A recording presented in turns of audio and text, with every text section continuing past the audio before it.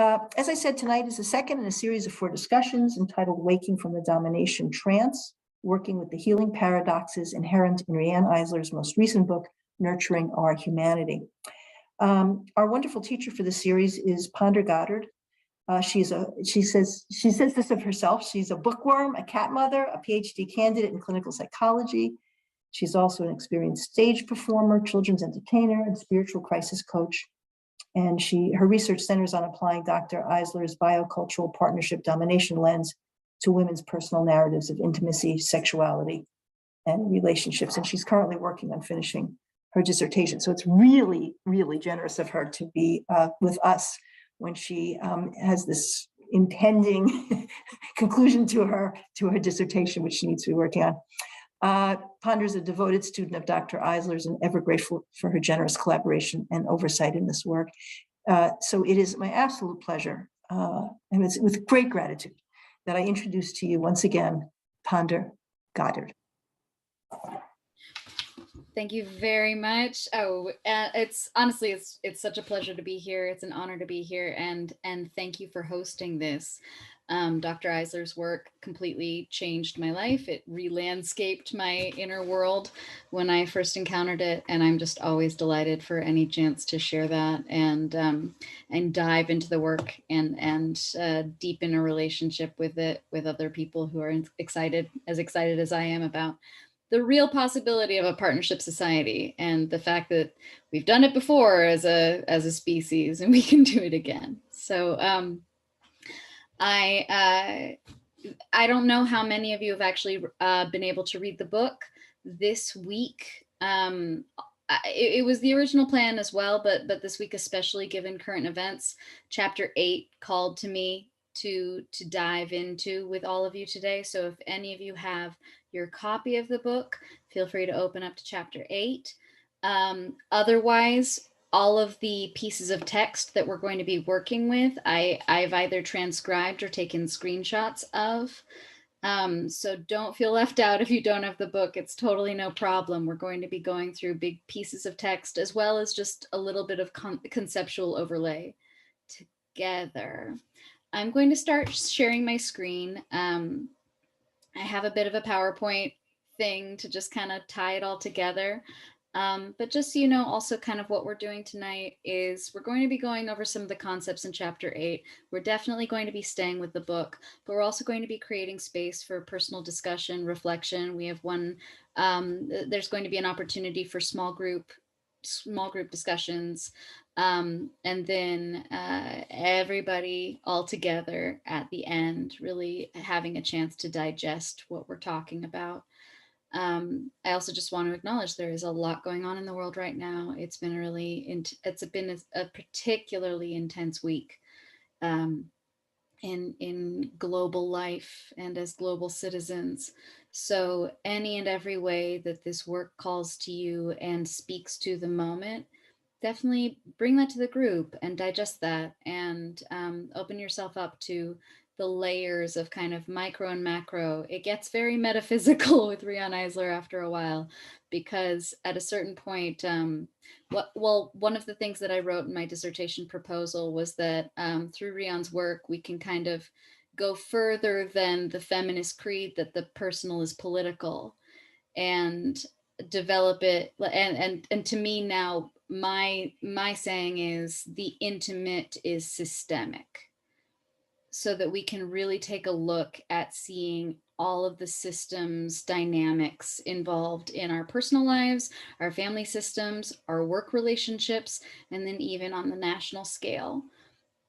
So chapter 8 really focuses on helping people see how their family systems and early life trauma can actually influence people's political philosophies and voting patterns later on in life. So that's what we're going to be diving into. And thank you again all for being here. So I'm just going to share my screen and we'll get started.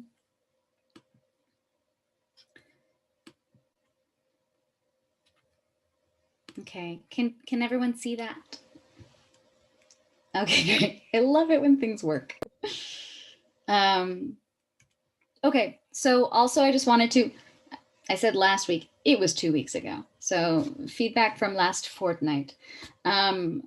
We thank you all, anybody who wrote in, anybody who sent feedback to me or Donna. I really appreciate it. It does help me improve over time, so please keep it coming. There was one request that we could be a little bit more careful about using jargon, using vocabulary that people might not be familiar with. So because I have the very specific disability of being a PhD candidate, I don't always know when I use words that other people won't understand. So please, please, please message me in the private chat or Donna, or even in the group chat. If I use vocabulary that's confusing, I need to know, and I can define it for you. Absolutely. One of them specifically was hierarchies of actualization. So I'm going to make a point of defining that for you as well. But please, please, please, Riane actually invents words. That's part of her scholarship. That's part of her contribution. And I don't always remember which words she invented and if they're unfamiliar. So that's very helpful feedback for me. If you can let me know if I'm not communicating because of the words I'm using. We are also going to try, like I said, small breakout rooms tonight. If you want to opt out, there will be an option. So if you don't feel like talking to a few other people, that's totally okay. You can just opt out and come back to the group discussion when we're done. We are definitely staying text focused tonight. There's a lot of ground to cover. Every chapter of this book is really, really chewy. That being said, I very, very much invite personal reflections. As long as you can be succinct, as long as you can try to open the floor for everybody else. But that's part of this work, is really reflecting on how these systems play out in your personal life, because that's really where we have the most agency to create change. So, and then, yes, like I said, please keep the feedback coming. It's incredibly helpful. So let's start. Here we begin chapter 8 with a discussion essentially of it's kind of a psychological chapter. It's very much about helping people understand the ways that domination, socialization, the ways that growing up and being raised in a domination oriented society actually influences not just our way of thinking and relating, but our neurochemistry and our neurobiology. It literally changes the way your brain develops. The size and shape of various organs of the brain, various regions of the brain will change based on the kind of environment that you're raised in. So there's a concept that we're working with called selective perception. Now, when we say selective perception, we have to understand that the universe is awash in stimulus, right? If we tried to take in every single piece of information, we'd be completely overwhelmed. So selective perception is adaptive. Selective perception is absolutely something we need to survive. That being said, it can work better or worse, right? Like anything. One of the things that can, so if a person's been raised in a more authoritarian style, or if they have a more domination oriented society that they're coming up in, they will have more limitations on perception based on habit, based on expectation. This chapter begins with the discussion of experiments in which, for example, Elsa Frankel Brunswick showed people pictures of a dog that slowly changed into a cat. And part of the test was essentially, at what point does the participant realize that they're not looking at a dog anymore, but they're looking at a cat? And then she also gave her participants personality tests and found that the people who really, really, really couldn't let go of the dog and took a very, very long time to admit that it was a cat also scored especially high on the F for fascist scale. And we'll be talking about the F for fascist scale more, okay? But so that's kind of what we're talking about specifically with selective perception as it relates to domination and what we're calling the domination trance. That we can be unable to see what's in front of us because we expect it to be what we saw already. Some of the factors that she mentions that influence selective perception, first of all, it's familiarity. So we're going to expect what we've already seen to be true before. We're going to lean back on perceptions that we've already had that seem to serve us at the time. There's pressure to conform. So familiarity is personal, right? But pressure to conform is social. It acts out socially. This is where you get those experiments where, I don't know if any of you have seen this, but it's fascinating. They get one participant and about 4 confederates, they're called, who are in the research design, and the participant sits at the end of the table. And the researcher showed the whole group lines of different lengths and asked the group which one's the longest or which one is of a different length. And the 4 confederates would all answer wrong, but the same wrong answer. And so by the time you got to the actual participant who didn't know what was going on, a shocking amount of times they would agree with the group rather than disagree with the group. But what it meant is that they are literally denying the evidence in front of their own eyes. It is obvious that that is the line that's the shorter length, and the rest of them are it's completely obvious. But because of the pressure to conform, because of social dynamics, they were willing to give the wrong answer, which based on the group they were in was the right answer. And then there's the pressure to obey authority. And there's a long discussion of the Milgram experiments. These are sort of legend, of course, in the study of psychology. We also, I just want to acknowledge, we have so much, we owe so much to Jewish researchers and survivors of the Holocaust for studying these dynamics. I mean, basically after World War II, there was this wave of research into totalitarian personality and totalitarian behavior. And we very, very much owe that to the survivors because they really did the work to try to find out why these things happen and how these things can happen. So I also just wanted to acknowledge. And Riane, of course, is part of that lineage. So the Milgram experiments, in case you don't know, basically a guy in a lab coat, not even someone who identified as a doctor, but a guy in a lab coat, an authority figure, right? Told the participant that they were going to do a teaching experiment, and they were going to administer shocks to a subject in another room if they gave wrong answers to questions. Of course, in order to believe that that's actually a teaching experiment, you have to believe that punishment can aid teaching. So of course, this was like done in the 50s, right? We've changed our minds about that a little bit. You couldn't design it the same way now. But the point is, these participants were given a dial that could go all the way up to dangerous levels, perhaps lethal levels of electric shock. And because an authority figure in a lab coat told them to do it, many of them would do it. I think about 2/3 of them would do it. Now, of course, that means that there's 1/3 of them that didn't do it. And we also have to take that as a sign of hope. And in a really interesting follow-up study, they looked at what the difference was between the people who obeyed and the people who finally disobeyed. And as it says here, the differences between participant responses partially attributable to the degree to which people are acculturated to subordinate their own perceptions and feelings to social pressures, particularly the pressure of external and internal figures of authority.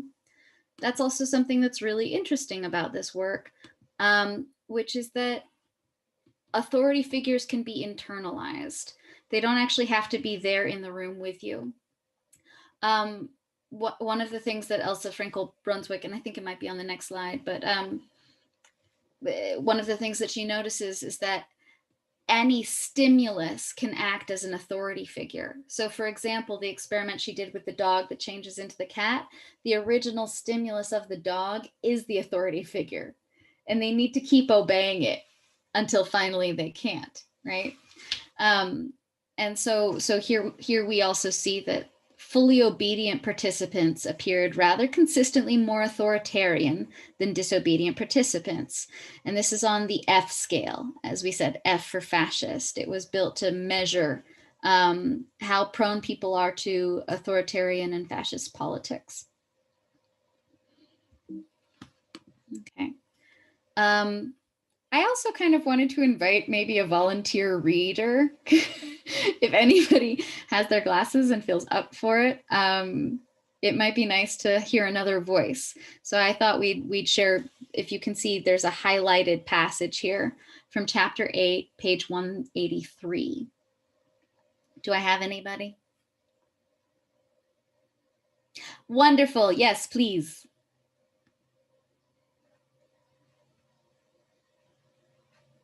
Oh, can we let the participants unmute themselves? Good. Perfect. Okay. Hi. This takes us to the pioneering experiments of psychologist Elsie, was it Else or Elsie? Elsa. Elsa Frankel Brunswick, one of the developers of the F scale, and her findings that people who scored high on this scale generally came from families where deviation from norms was severely punished. Specifically, what Frankel Brunswick's research shows is that the people who scored high on this F scale had typically grown up with a great fear of punishment in families with powerful authority figures. She also found that people from these kinds of backgrounds, in her words, people from families where roles were clearly defined in terms of dominance and submission, tended to develop as an us versus them mentality and to support strongman leaders.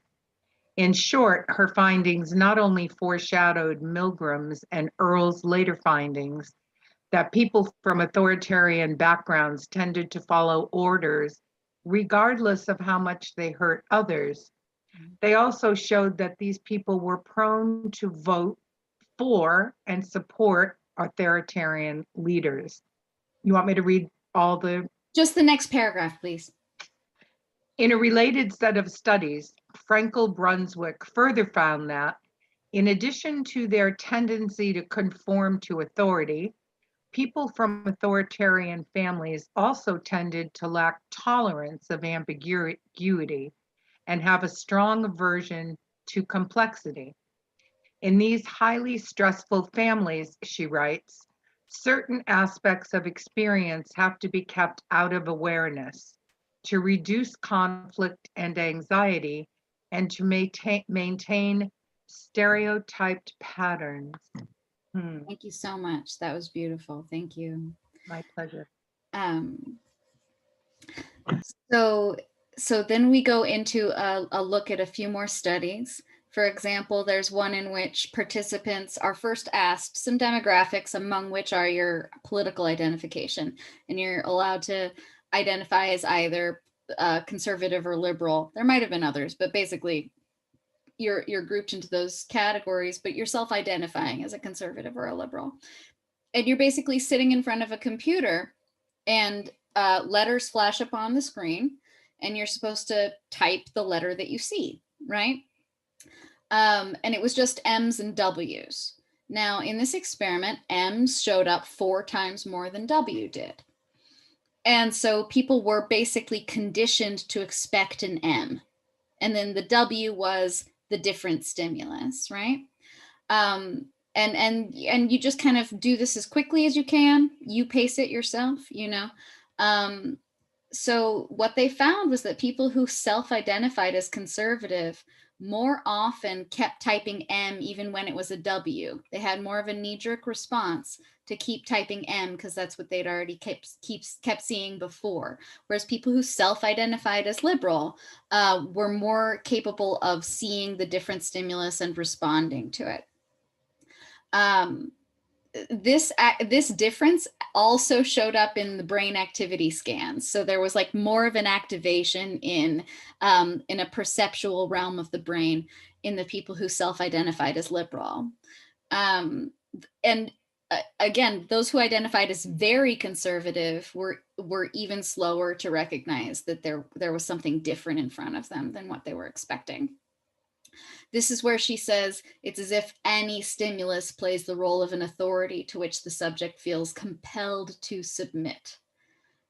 So there's a combination here of habit, habitual perception, and also submissive perception, right? Submitting to the authority of something that you've perceived already. Here's a chewy sentence. An expectancy of self-negating submission and the inducement to repress non-acceptable tendencies is one of the things that she describes as a factor of what she calls rigidification, meaning your mind, your perceptual abilities becoming rigid. Rigidification of your ability to really receive the world around you as it is, even if it's changing and not easy to anticipate. So Eisler and Fry comment, the socialization to conform can be so severe that it stunts the capacity for expanded consciousness that makes it possible for us to accurately perceive and reflect upon ourselves in relation to changing environments. Obviously, changing environments are a big factor for us for the foreseeable future. And anything that we can do to develop our ability to be mentally and psychologically flexible is going to be very helpful. And that's one of the things that Riane's work really speaks to, is how we can foster psychological flexibility, not only in ourselves, but in future generations. And this is a lot, and I think we're coming toward the pass where we want to let you guys talk amongst yourselves. So I know this is a lot of concepts right away. I just wanted to let you know we're almost through this first part. So submission stress and brain development. As I mentioned before, literally the biology, the structure, the size of sections of our brain and its ability to influence our consciousness are affected by how we're raised and the society that we're in. And actually, chronic stress can affect the size of certain parts of the brain, even in adulthood, within a year or two. Okay, so our brains are plastic. It's what we call neuroplasticity. Our brains are able still to change in adulthood. There's a lot of mythology around, like, once you're 25, your brain is formed and that's kind of it. That's not the case. Our environment changes our biology at every level through our lives. Obviously, as we age, that plasticity decreases, but it doesn't go away. So one of the things that we discussed a couple weeks ago that I got flagged as a jargon word that some people might not understand, and again, I apologize, is the idea of maintaining factors. So I wanted to just briefly define what we mean when we say maintaining factors. It's an idea from cognitive behavioral therapy. It's an idea from behaviorism originally, that there can be factors in a person's life, essentially, that keep a behavior going, even if they kind of want to stop the behavior. So for example, in addiction, if you're counseling somebody who's trying to recover from addiction, you want to look at what the maintaining factors are in their life. For example, do most of their friends use?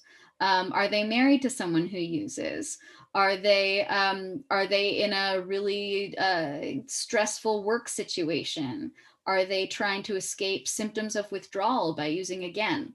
Those are maintaining factors. So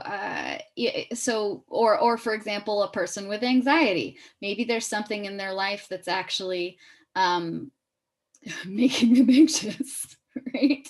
I mean, there's a lot going on for most of us that actually, anxiety isn't necessarily pathological. Sometimes it's entirely reasonable, right? So you have to look at what the maintaining factors are in a system that perpetuates something that is maladaptive or that could be done better. right? So in a domination system, we want to look at what are the maintaining factors? How does this system keep itself going? There's a lot of them.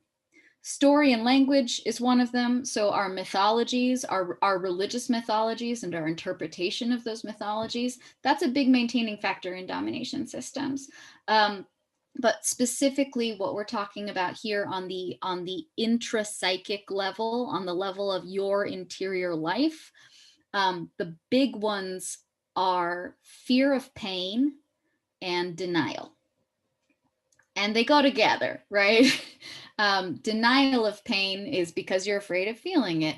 And so often what ends up happening is that people who experience a lot of pain in their early life create structures of denial to survive it and to stay in a family system on which they're dependent, right? But then psychologically, one of the defenses we create is the displacement of that pain onto other people. So that's how we get or in this theory, the idea is that's how we get the phenomenon of scapegoating, right? So blaming immigrants, blaming women, blaming welfare moms, any and all of that scapegoating, us and them strategy to blame other people for the pain that you're in. The other effect of it is that not only do we blame other people for the pain that we're in, but we intentionally cause them pain rather than acknowledge the pain that we're in.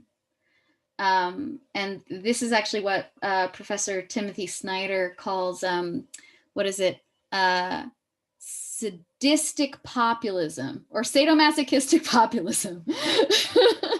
That we have now political structures that in which people displace their pain, and it's not about actually making life better for anybody. It's more that you're satisfied if life is made worse for someone that's not you.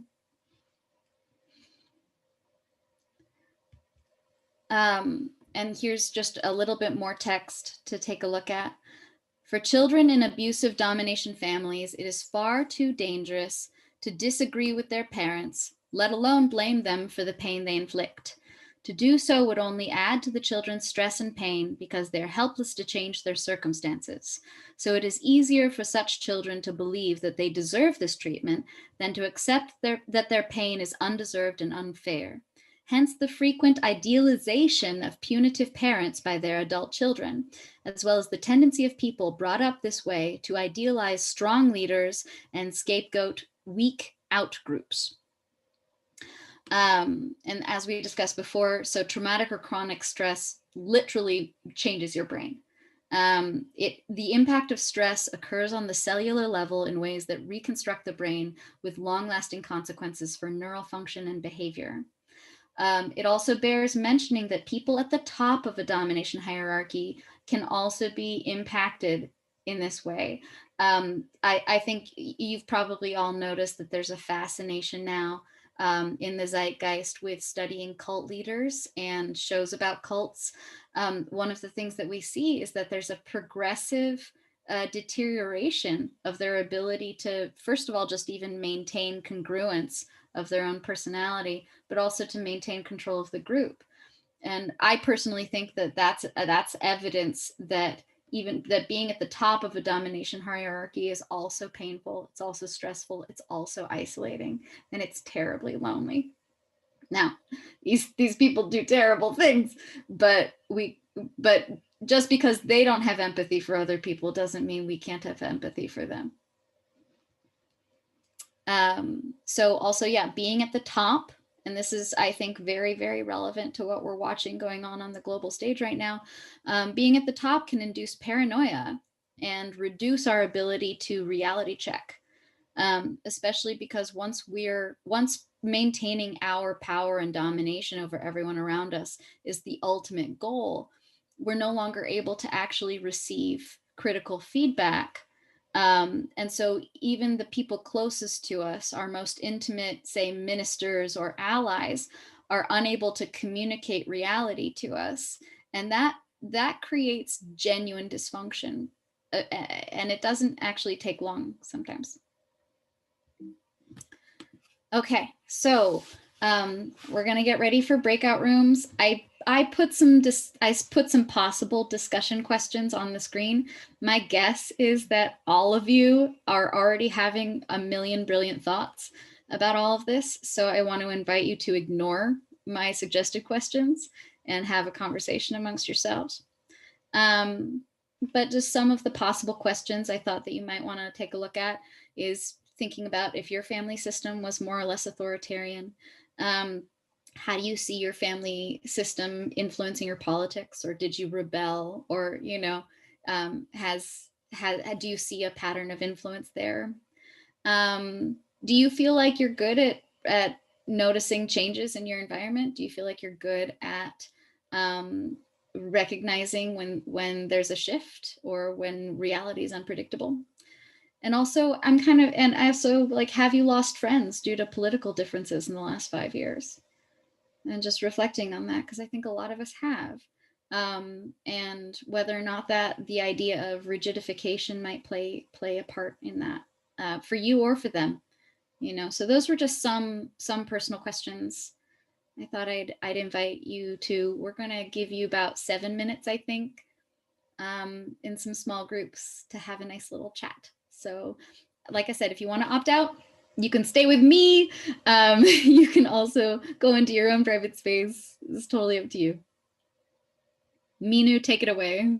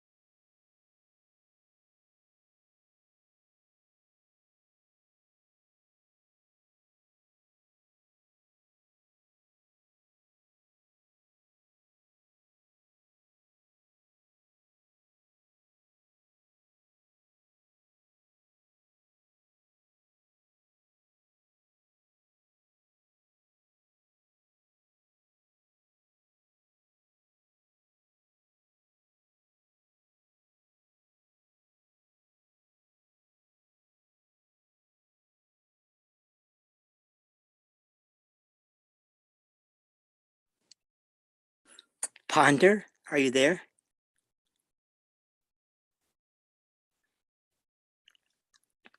Yes, I am.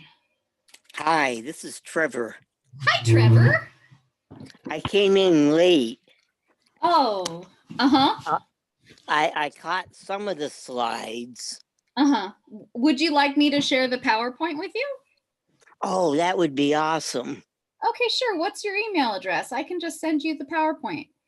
Okay, it's taconway@hotmail.com. Okay, well, thank you so much for being here. Yeah, I had it in my mind that it started later. Yeah, I understand that. And actually you bring up a good point. So we're coming back. Oh, it's so nice to see so many more faces. Oh, I say that as shouldn't consider it. I had my video off. It's nice to see more faces. Trevor just brought up something to me, which is that he missed a couple of slides.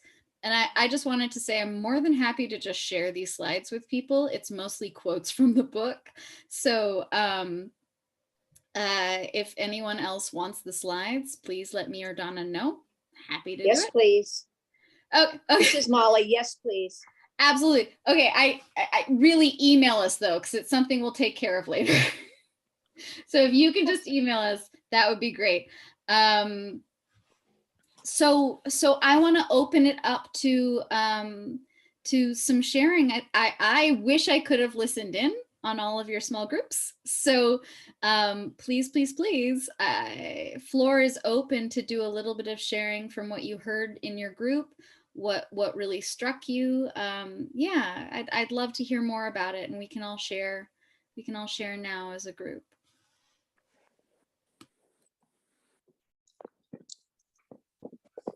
I will share. This is Chalet in Kansas City, Missouri. And my feedback on that experience is that it was uplifting. It was food for my soul in a way, because my partner and I, there were just two of us, we similar backgrounds, similar families.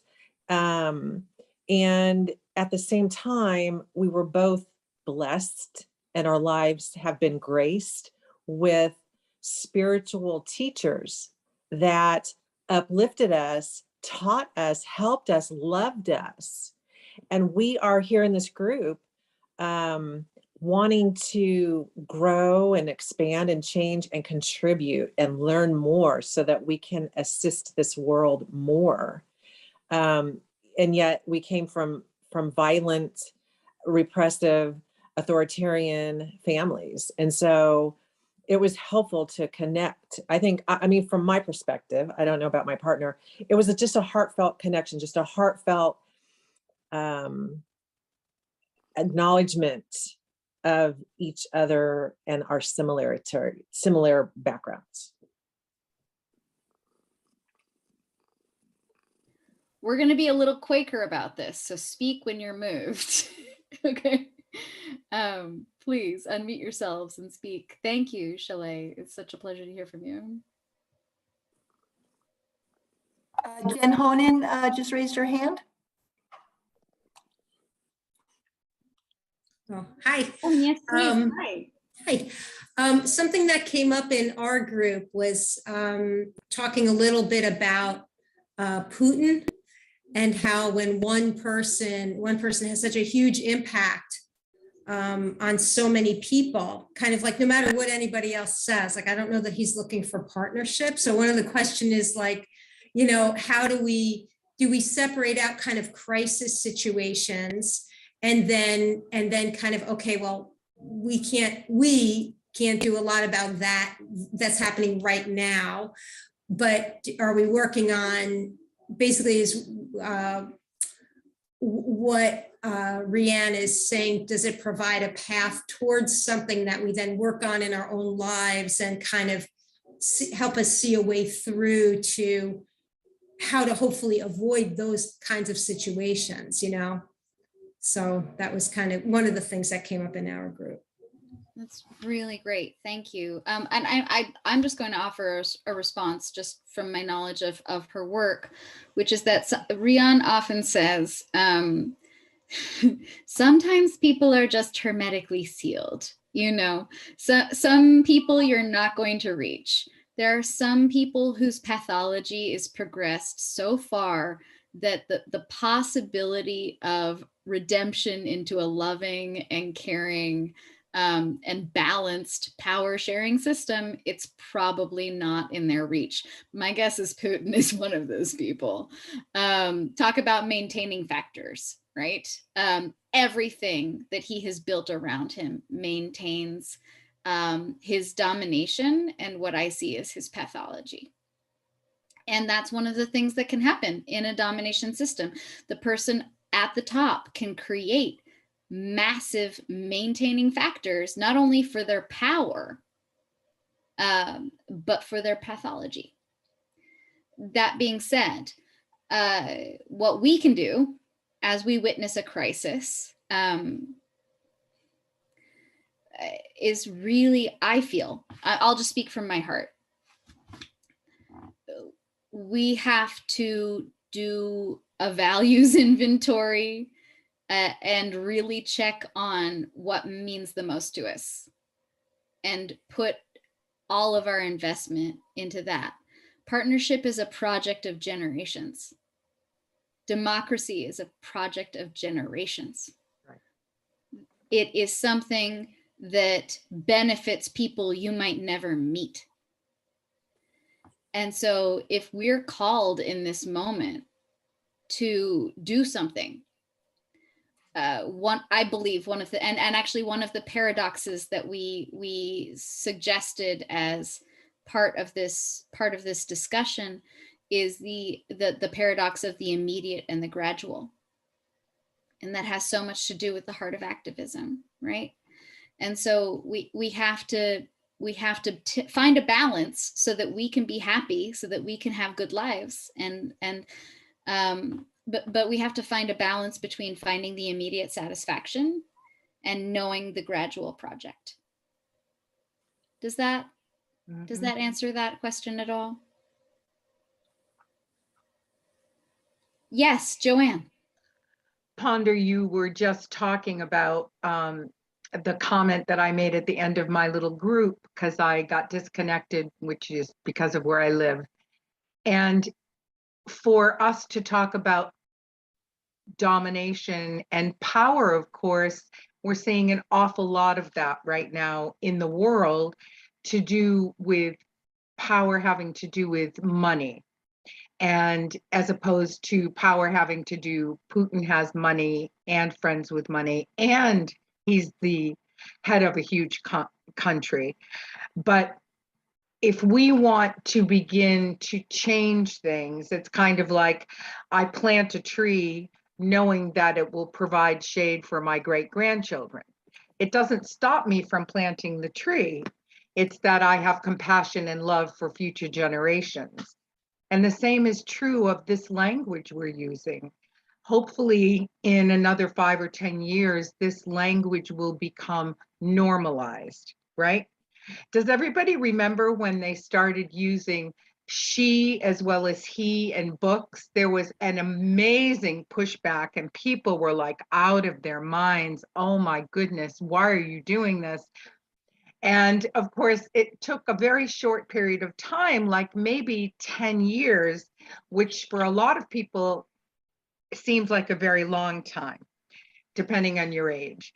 And I think that the more we talk about what Riane's perspective is and what the domination trance is and what domination looks like versus partnership, then we begin to have change seep into the cracks of life when people start to share the same language. So that's my perspective on that.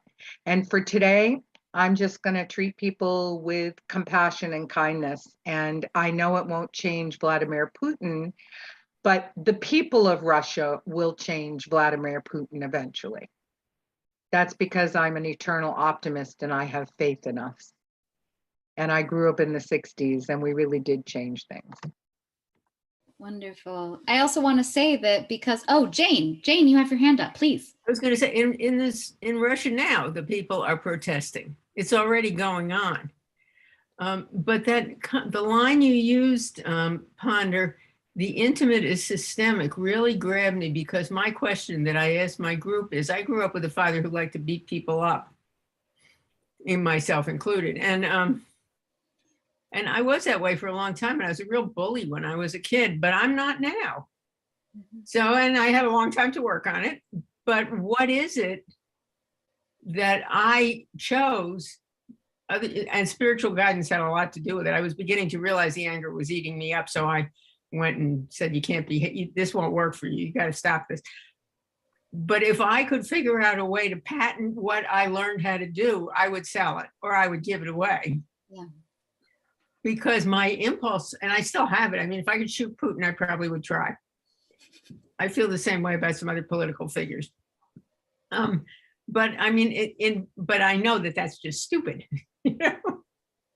But it is an impulse that's left over from when I was a kid, but I somehow have turned over, and I found myself a knee-jerk response today, going around being so nice to everybody I met. I was friendly, I greeted people even behind the mask.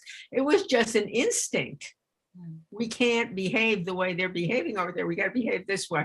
So I don't know. It's like, how do we go from there to here? And I seem to have done a lot of work on myself in that regard, but what do we call it and how do we talk about it? And I think, Joanne, the other word that I remember you say she, remember when they started using Ms., drove everybody crazy, couldn't stand, you have to, the reason I got my doctorate was so nobody would have to define me by my marital status, which is not a good motivation, but it's why I did it. So that was a big word. That's wonderful. Jane, thank you so much. I have to admit, one of my first experiences, one of my formative experiences of political activism was protesting the invasion of Iraq in 2003. And I remember when we actually went in, the day, I was in high school, and the day that we actually went into Iraq, I had the exact same impulse that you described. I literally went around my school asking people if they needed a hug. That was my activism that day. I think coming back to Riane's work and coming back to her vision, in our private conversations, one of the things that she's always bringing me back to and really trying to create as a touchstone for my dissertation is the human yearning for caring connection. Oh, that's great. So that is actually now there have been some studies that demonstrate that we might actually be more wired for partnership than domination. It's just that the domination system, when it takes hold, is very good at maintaining itself. But that when we're born, we actually have an innate sense of justice, an innate kind of egalitarian drive, and also this intense yearning for caring connection. That is more fundamental to us than anything they want to sell you about the old story of original sin and man the hunter and on and on. There's millions of stories. There's scientific stories, religious stories, cultural stories, gender stories, right? And many of the stories we're taught are meant to maintain the domination system. But at the end of the day, when we're born, we are wired for loving, caring connection. That is what we're good at. And that has been our species' great strength, the ability to come together and do things together and care for each other and protect each other. That's really who we are. Ponder, this is Molly. Hi, Yes, I was raised by a very actually violent and dominating father. But my mother was nuts, certifiably. So my savior was my dad. I had to have dad. Well, it's not very far to go that I ended up in a totally patriarchal system where everybody's the father, the one up in the sky, which isn't there. And the archbishop and bishop and the guy you work with and da da da da da. Until in my own healing process, I realized my dad didn't support me. I made my dad look good. And I am doing the same damn thing in the church. And I am done. My colleagues could see it. I couldn't see it until I saw it in my dad and in my history. Once I didn't need to do that anymore, I was out, and I am out. And yeah, there's no fixing that institution. It is huge. It is the wealthiest thing on the planet. So my thinking that I'm going to change the church? Oh, come on, honey. No, you'd do better to leave and do something else with all the people who have been trying to tell you, you're making him look good, Molly. He's crap as a pastor. You're the pastor. Stop it. Okay, I did. Yeah, bravo. And I'm sure a lot of people here can relate to that story. It sounds like yours is particularly intense, but I certainly know that other people can relate. And that is the journey, you know, this, what we're talking about, waking from the domination trance. It's this moment. Riane talks about it in the 60s. She had this sudden awareness that her personal problems weren't personal. You know, it's the feminine mystique, right? It's that moment where people are suddenly waking up to, this isn't just my problem. This is a social problem. And so one of the ways that we also can really facilitate awakening in ourselves and others, and deepening partnership systems in our personal lives, is looking at what these maintaining factors are in the domination trance. Fear of pain, right? Which also I always mention when we talk about fear of pain, we're not just talking about physical pain. Studies of our neurochemistry show that the body doesn't actually distinguish very well between emotional pain and physical pain. It's why people can literally die of a broken heart. They actually can, like, you know, people whose partners die, often they're more vulnerable than to die of a heart attack, literally dying of a broken heart. So fear of pain is one of them. We have to look at what am I avoiding feeling in the decisions I'm making in my relationships, and also denial. What suffering has happened in my life that I haven't fully dealt with, that I haven't integrated from, that my consciousness is still fragmented from? That's the work on the internal level. And then, you know, again, micro and macro, right? We're worried about these national dramas, and they're huge. And he's a madman, and we are right to be worried. That said, what we can do and what will help us live a good life has to do with rooting out these patterns of denial and fear of pain as our primary motivation for action, and instead planting these seeds of caring connection and letting people know how much they mean to us, and being vulnerable and being exposed and taking those risks and actually living the life that we care about. And I want to invite one or two more shares, and then we're going to do one more piece of text and close with a group conversation. How does that sound? Jim. All right. So I think if there's any recurrent theme in the book, it's that our experiences in our culture changes our brain, for better or for worse. And so it's sort of a chicken and egg problem. What do we change? We try to change ourselves, or we try to change our culture.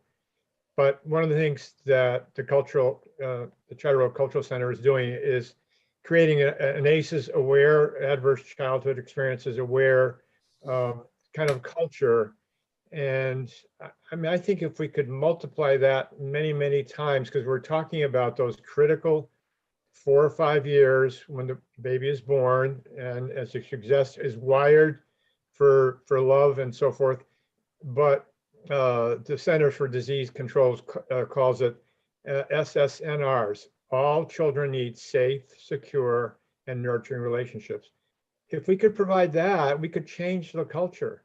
But I don't know, I don't see, other than a lot of groups that are, promoting ACEs Aware, I think the whole country of Scotland is doing it. But I think that's something that's worth working on. Absolutely. So anything we can do to push toward funding and social support for early childhood education, early childhood care, child care for working mothers, anything and everything to get children in systems that care for them and nurture their brains and nurture their whole humanity. Again, it's the project of generations. We will see that fruit in 20 years. Right.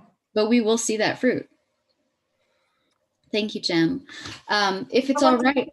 Oh, go ahead, Donna. I was going to say something quickly. I've been thinking about this a lot, that I want to write a little bit about it, but it makes sense to me that that the right wing is making fun of the word woke, because that's exactly what they don't want people to be. They don't want people to be awake. They want them to be in the trance, because that's the way to fascism and authoritarianism. And they don't want us to be awakened in our own selves, in the micro macro again, either into our own selves or in terms of what the world is, what's happening in the world. So I think it's very telling. I think you're absolutely right. And the whole theme, everything I'm interested in doing in my work really is facilitating the awakening from the domination trance, and also figuring out what serves people in actually enacting what they're awakening to and not feeling helpless from it. Because there's the waking up, and then there's the recovery. And the recovery is tough. I speak from personal experience. But the more we come together as a community and don't think of ourselves as these isolated little beings that have to be perfect before we can relate. No. What we learn from this study of human neurochemistry is that it's through our relationships that we can change our brains. So it's all about building community. It's all about planting the seeds for a better childhood for future people that you will then have in your community as you age, right? It's about creating a society based on these principles, and rejecting moments internally and externally that are about making you make choices out of fear. And really recognizing when we've internalized an authoritarian figure, and figuring out how to stage our own rebellions, right? Yeah, there's like triage we have to do, and then long-term health care. Yes, exactly. And I think one of the maintenance factors of a domination system is this perpetual state of emergency. Domination systems create unnecessary scarcity. They create artificial scarcity. They create emergency. Tyrants, as we know, historically grab more power by artificially creating states of emergency. And we can also look at that on the micro level of our own nervous systems and understand that every time we panic, every time we let ourselves get taken over by habitual anxiety, every time we catastrophize, we're actually emboldening interior authoritarianism. We're letting it get us. So, Ponder, this is Molly once more. I just have to say one thing very briefly. Please. This isn't just about Putin and Russia. We have our own Putin. He was the president number 45. They are a match set. That's right. Personality difficult, the same personality disorder, the same sociopathy, the same need for power. They love each other. And as Putin said, if he had been president, I wouldn't need to do this. Well, Molly, I gotta say, you are giving us the perfect lead in to our next text selection. I did it just for you, Ponder. You just happened to hit the bingo spot. So I'd love like maybe 2 or 3 readers to volunteer and take turns. Anyone willing? I'm going to share my screen again. We're looking at this next subsection of Chapter 8. Chapter 8, that's right. And so we have these 3 pages. I'd love one person per page with the highlighted part. How about that? Jane. I do know how to read. Okay. Another effect of stress is the suppression of empathy. Stress can make it harder to be conscious of others or even fully conscious of oneself, as energy goes into ways of escaping from pain or at least becoming less aware of it. As Niehoff writes, empathy takes a back seat to relief from the numbing discomfort of a stress-deadened nervous system. Wow. This stress-related suppression of empathy explains how, generation after generation, parents can treat their children in cruel and abusive ways. When parents profess love for their children at the same time that they mistreat them, the protestations of love could be seen as hypocritical. However, Frankel Brunswick found a fragmentation of consciousness in people who, as children, were subjected to a great deal of fear of punishment. Parents who love their children, having learned to fragment their consciousness, can treat their offspring in unempathic, stress and pain-producing ways through denial. In denying their own harshness, parents also deny the maltreatment they themselves suffered as children. And all this denial has been and continues to be a key psychological mechanism for domination systems maintenance. Excellent. Tiffany, did I see your hand up to read next? Oh, that was an accident, but okay. Oh, would you please? Because I saw a hand. I saw a hand. I was trying to screenshot the Oh, would you be so kind? Sure. Bear with me 1 second. Sure thing. Just read the highlighted part. I just lost the Zoom. Let's see. In the politics of denial, social psychologists Michael Milbourne and Cherie Conrad document how people were abused as children are often drawn to political leaders who advocate a punitive social agenda. This, they note, serves as a mean of deflecting repressed pain and anger against those perceived as weak and evil, exactly how they were taught to perceive themselves as children when their parents punished them. Milbourne and Conrad point out that the conservative political agenda tends to focus on issues, and the common theme is punishment or retribution, such as capital punishment, heavy investment in prisons, use of military force in international affairs, and punishment of immoral women and gays. These issues, they write, often serve as an arena for displaced childhood rage, fear, or helplessness, and an excuse for rationalizing the long suppressed desire for retribution. Thank you so much, Tiffany. We need one more volunteer. You're welcome.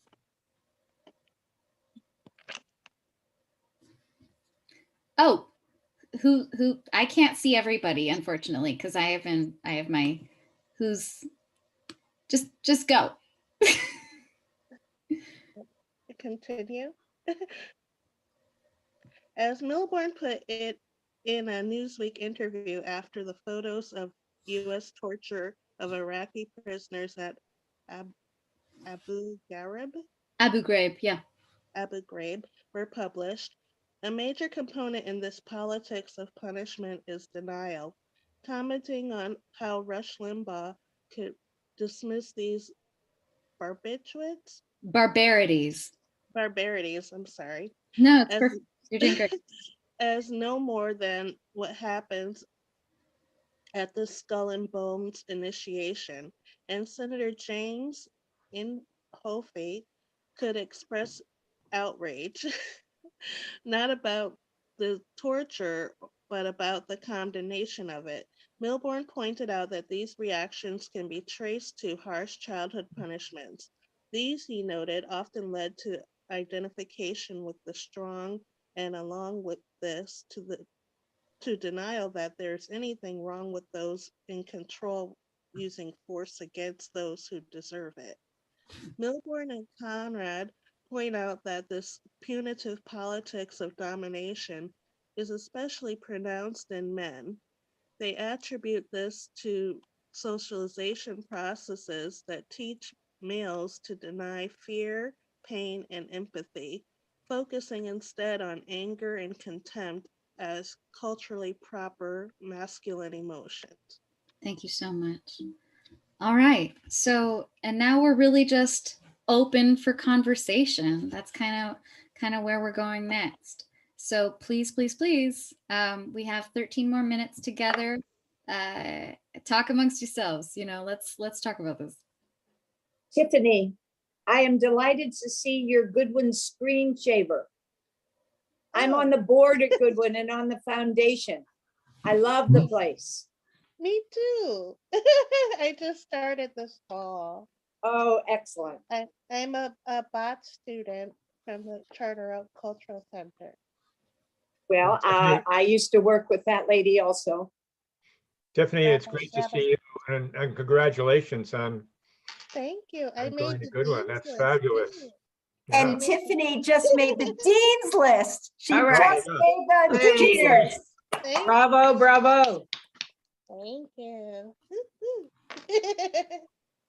Ponder, can I ask you a question, please? Absolutely. You said something, I lost the last word. You said it's through our relationships that we can recover our brains, or what exactly did you say? Oh, goodness. Quoting myself is the hardest thing. Or the general But idea. basically the general idea, I think, was probably, this was me 5 minutes ago. I've been 10 people since then. Okay.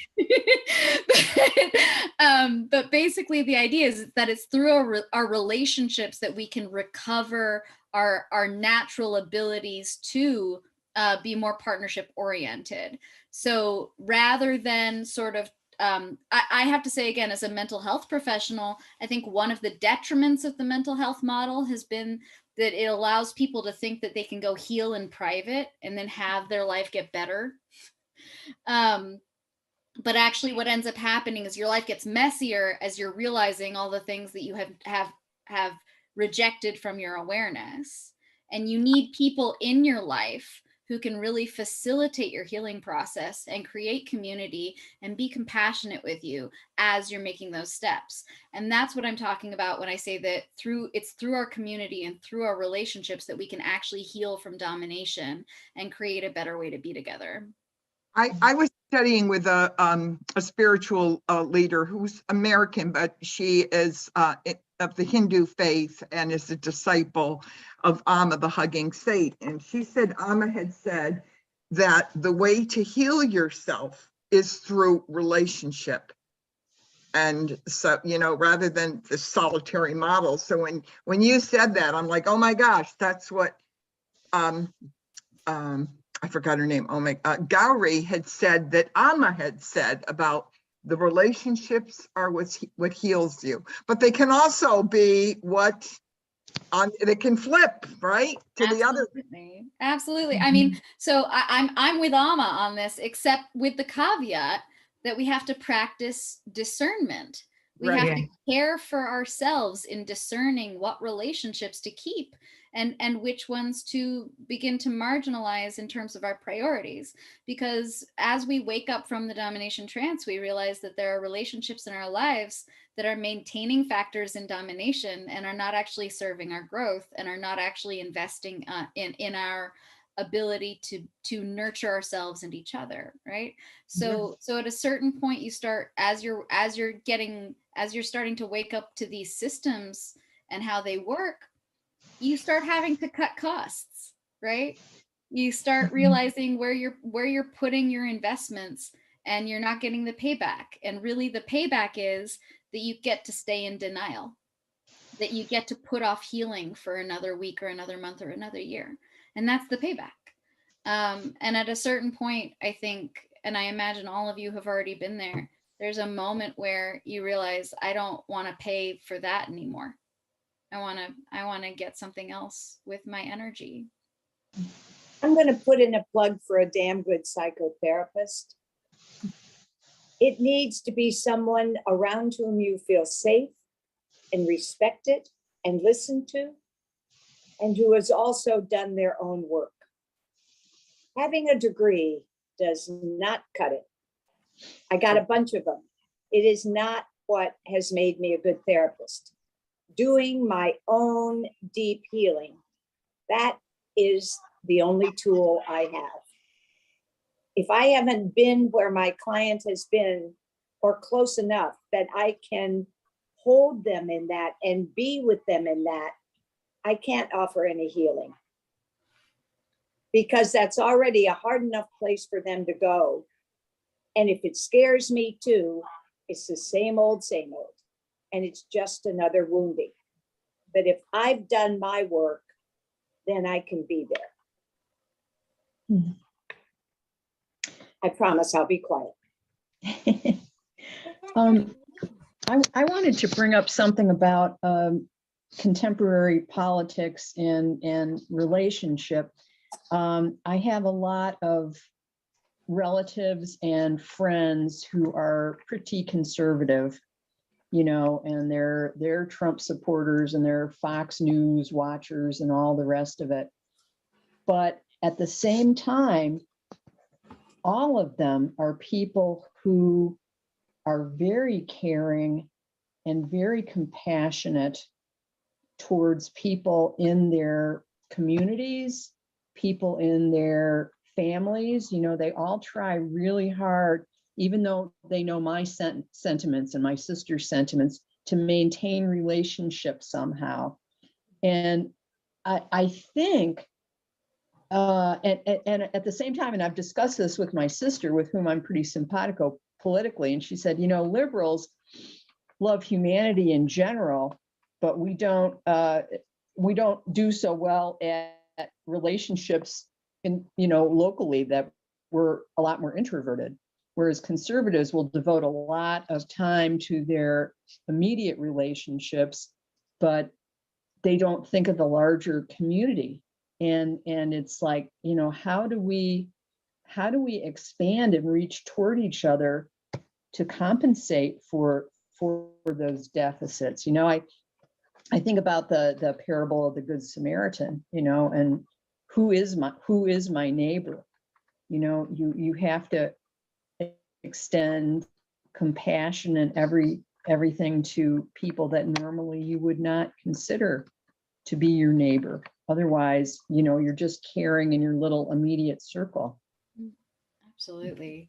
I want to just be mindful of the time. We only have a few more minutes together. I see Jane and Jen and Minu all have their hands up.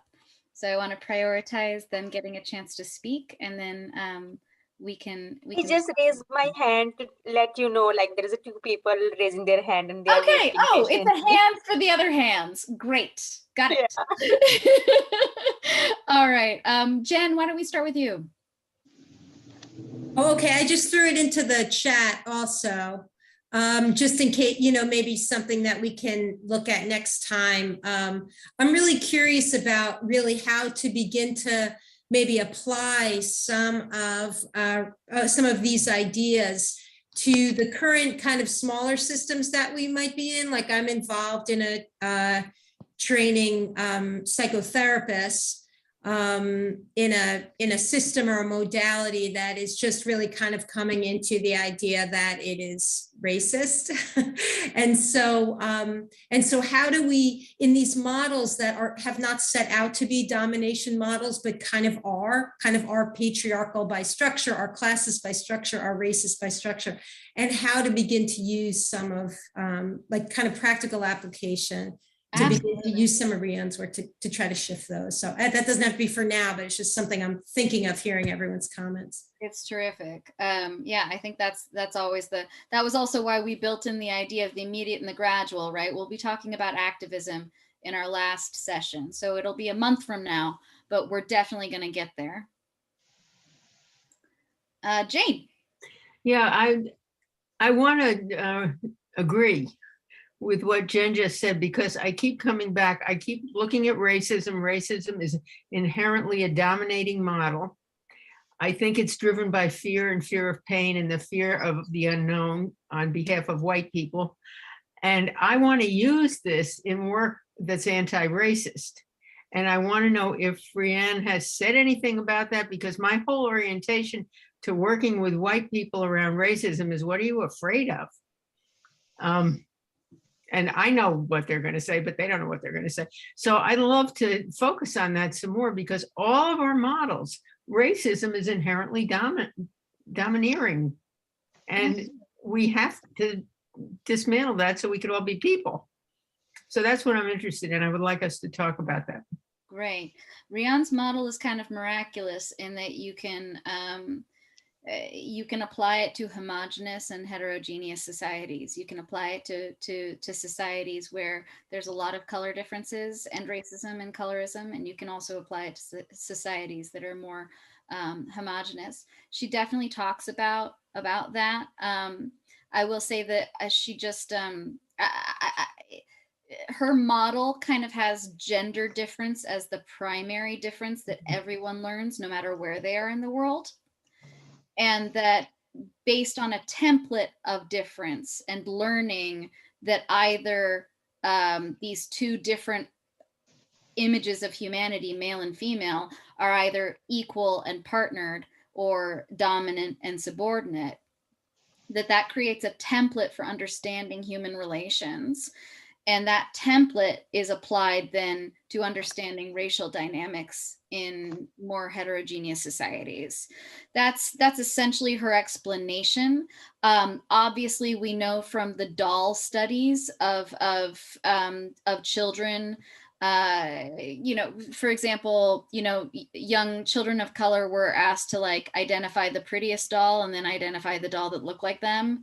Mm-hmm. They sometimes wept over this, and they're 3 or 4, right? So even if gender is the fundamental or the first, everything else happens really fast after. Yep. Or at the same time, right?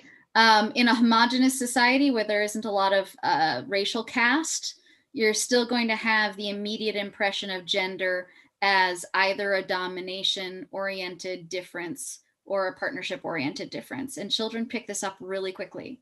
They pick it up really quickly who matters the most.